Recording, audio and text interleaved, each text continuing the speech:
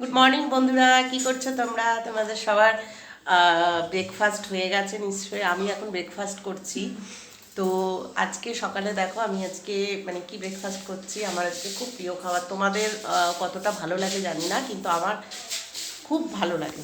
সেটা হচ্ছে তোমার বেগুন পোড়া আর রুটি। এই বেগুন পোড়া হলে আমি কিছু না হলে 4-5টা রুটি আমি খেয়ে নিতে পারি। তো যদিও আমি রুটি মানে ভালোবাসি না, কিন্তু বেগুন পোড়া হলে আমি রুটি খুব ভালোবাসি।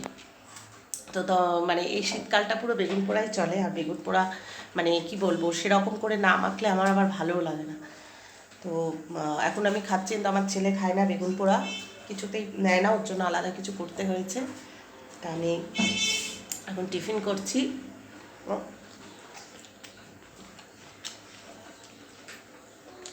অসাধারণ।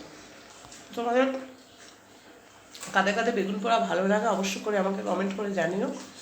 আর আমার ভিডিও দেখতে থেকো। আর যাদের ভালো না লাগে তারাও আমাকে কমেন্ট করে জানিও।